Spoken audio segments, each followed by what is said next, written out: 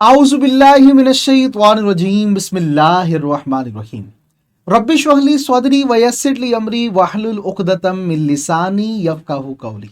अस्सलाम वालेकुम my dear students, how are you all? I hope you are all really fine and enjoying your good health. बेटा, now we are going to start correction of sentences, जिन्हें हम errors का नाम भी देते हैं। हम जो अल्फाज इस्तेमाल करते हैं रोज़मर्रा की ज़िंदगी में, हम जो गुफ्तगू करते हैं, इसमें यकीनन कुछ ऐसे अल्फाज हैं, कुछ ऐसी बातें हैं कि जिनको हमें सही करने की ज़रूरत होती है। अगर आप उर्दू में बात करते हैं तो कोई एक ऐसा स्टूडेंट जिसने मास्टर्स किया हो उर्दू लैंग्वेज के अंदर, तो वो यकीनन आपकी उर्दू के अंदर बहुत ज़्यादा मिस्टेक्स को पॉइंट आउट करेगा और बताएगा कि दीज आर द मिस्टेक्स। इसी तरह इंग्लिश में जो मिस्टेक है तो वो मिस्टेक तो रहेगी। इंग्लिश के अंदर भी जब आप राइटिंग स्किल की बात करते हैं, जब आप जो है वो स्पीकिंग की बात करते हैं, तो आपके पास बहुत जरूरी होता है कि इंग्लिश लैंग्वेज में उबूर हो।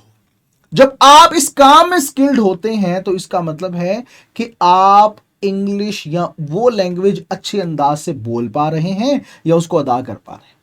अगर मैं ये कहूं कि अगरचे आपका पेपर 100 मार्क्स का है और उसमें करेक्शन सिर्फ 5 मार्क्स को कवर करती है, लेकिन ये बात भी कहना गलत नहीं होगी कि ये 100 मार्क्स को ही कवर करती है। क्यों? क्योंकि आपने 100 मार्क्स के पेपर में इंग्लिश ही तो लिखनी है, और अगर इंग्लिश लिखने के अंदर ये करेक्शन की गलती हो गई तो जनाब इसका मतलब है कि आपके मार्क्स कटेंगे। गलती गलती होती है, इसलिए बेटा इसको बड़े ध्यान से आपने समझना है, अंडरस्टैंड करना है, एक एक पॉइंट को समझना है, क्योंकि इसका साथ आपकी जिंदगी भर का है। अगर आप इसको अच्छे अंदाज से समझ पाएंगे, अंडरस्टैंड कर पाएंगे, इसका मतलब है कि you are performing your duty very well. Clear है बेटा? आइए फर्स्ट सेंटेंस की जाने बढ़ते हैं। मैं आपको बताता चलूं, मैंने यहां पे पास्ट पेपर से एक जखीरा उठाया और पास्ट पेपर्स का ये जो एक बहुत बड़ा ट्रेयर है, इसको आपके सामने डिस्कस किया जाएगा। और अगर इन्हीं को आपने अच्छे तरीके से कर लिया तो इसमें कोई दूसरी राय नहीं है कि आपके मार्क्स मुकम्मल आएंगे और बहुत अच्छे अंदाज से आप एक बात को समझ पाओगे और अंडरस्टैंड कर पाएंगे। चलें जी, अब स्टार्ट करते हैं विदाउट टाइम वेस्ट किए सेंटेंस नंबर 1 जो 2011 के अंदर आया। वो इंजॉयड ड्यूरिंग द हॉलीडेज। वो इंजॉयड ड्यूरिंग द हॉलीडेज। अब मैं आपको एक जरा बात बता दूं, फिर हम ऑप्शंस की तरफ आते हैं। पहले एक बात समझिएगा, वो ये वाली कि जब मैं लिखता हूं avail absent avenge enjoy equity and resign, फिर दोबारा सुन लें, avail absent avenge enjoy equity resign, avail absent avenge enjoy equity resign, avail absent avenge enjoy equity resign.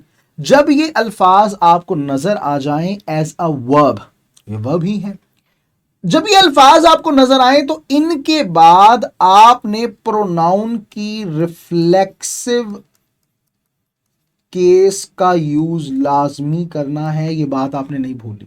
Sir ये रिफ्लेक्सिव केस क्या है? बताता हूं, परेशान क्यों होते हैं। ये देखिए बेटा, अगर मैं लिखूं आई, तो आई का रिफ्लेक्सिव केस होता है माई सेल्फ। इसी तरह अगर मैं लिखूं वी, तो वी का क्या होगा?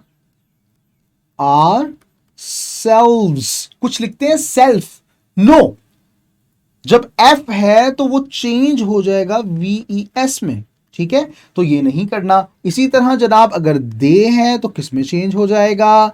बताइए। जी हां, देमसेल्व्स में चेंज हो जाएगा। और अगर मैं बात करूं कि जरा मुझे बताइए आप कि मैं लिखता हूं कि यू, यू को किस में चेंज करेंगे? जरा बताइए। यू को चेंज किया जाएगा योर सेल्फ में, ठीक है।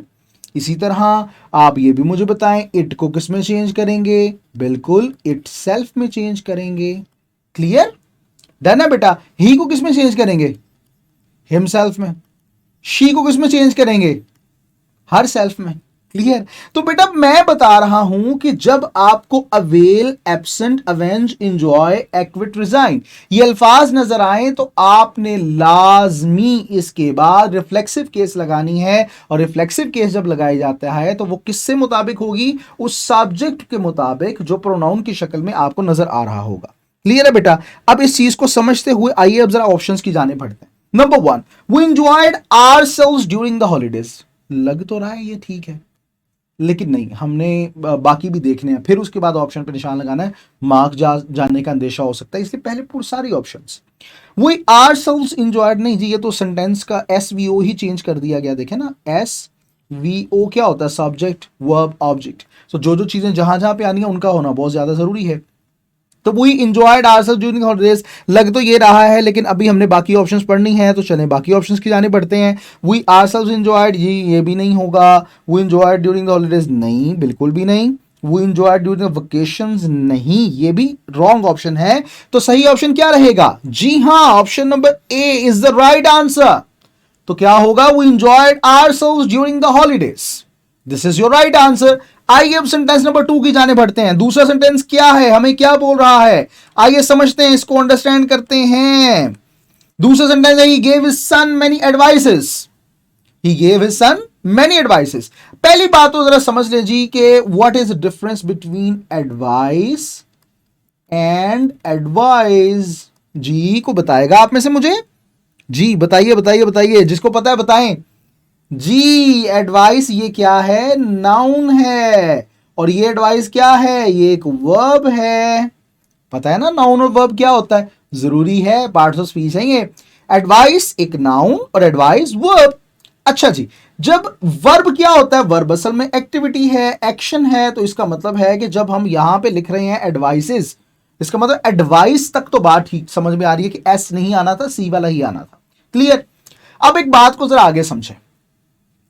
कुछ ऐसे अल्फाज होते हैं जिनको हम गिन नहीं सकते, इन्हें कहा जाता है अनकाउंटेबल नाउन्स। क्या कहते हैं? अनकाउंटेबल। क्या नसीहत को गिना जा सकता है? इसने मुझे ना इतने पाव नसीहत की थी, या इसने मुझे ना 2 नसीहत की थी, क्या बात है? ये नहीं, ये बात समझ नहीं आ रही। तो याद रखें कि जब हम बात करते हैं ऐसे अल्फाज की जिन्हें अनकाउंटेबल नाउन्स बोला जाता है, तो आप उनसे पहले पीस ऑफ या पीसेस ऑफ का वर्ड यूज करेंगे। अगर ज्यादा है तो पीसेस ऑफ, अगर एक है तो पीस ऑफ। और इनके साथ एस और ईएस का इजाफा नहीं किया जाता। ये बात याद रहेगी। इसलिए यहां पर जनाब जो हमें ये बात समझनी है, अंडरस्टैंड करनी है, हमने यहां पे एस तो नहीं लगाना, ये बात समझ लें। और उससे पहले यहां तो पीस आएगा या पीसीज ऑफ, चुके मैनी लिखा हुआ है तो इसका मतलब है कि मैं यहां पे ज्यादा की बात कर रहा हूं। आइए अब ऑप्शंस की जाने बातें। ऑप्शन नंबर 1 हमारे पास, he gave his son much of advice. नहीं जी, दिस इज रॉन्ग, ये तो बिल्कुल ठीक नहीं है। He gave his son much advice, much advice हो सकता है, मच एडवाइस हमने, ये भी गलत है, ये भी ठीक नहीं है। He gave his son many advice, नहीं ये भी गलत है। तो सही क्या है? He gave his son many pieces of advice. जी हां, यही तो हम ढूंढ रहे थे, इसी की तरफ तो हम आने की कोशिश कर रहे थे। This is our right answer. He gave his son many pieces of advice. Clear है बेटा। आइए अब नेक्स्ट ऑप्शन की जाने बढ़ते हैं। और नेक्स्ट ऑप्शन क्या है? ही अवेल्ड ऑफ द, ये कहीं पर सुना हुआ है ना? क्या था जरा बताइए मुझे, याद है आप लोगों को मैंने क्या कहा था? जी बताइए, मैंने कुछ बोला था इस बारे में। Avail, absent, avenge, enjoy, equity, resign. जरा रिपीट करें मेरे साथ। Avail, absent, avenge, enjoy, equity, resign. Avail, absent, avenge, enjoy, equity, resign.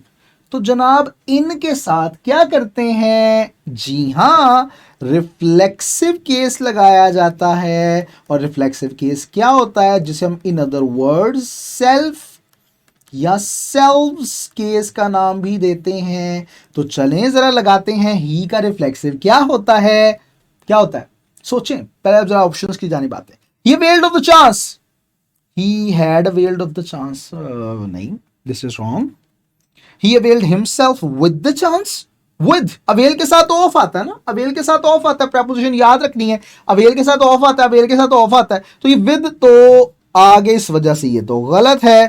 He himself availed, भाई नहीं ऐसे तो ना करें, गलत। He availed himself of the chance, क्या ये ऑप्शन आपको लग रहा है कि यही ठीक है? जी हां, यही तो ठीक है। He availed himself of the chance, this is our right answer. Clear बेटा?